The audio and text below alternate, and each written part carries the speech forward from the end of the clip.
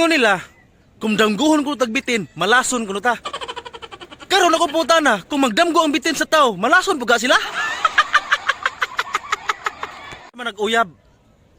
Para sa manag-uyab.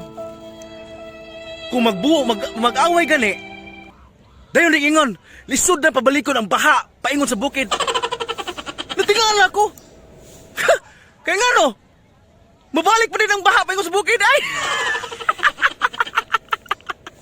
Sila ang dagat, vitamins. Kung imong imnon, vitamins gina. Ingon sila, lisod ko nun labangon ang loud.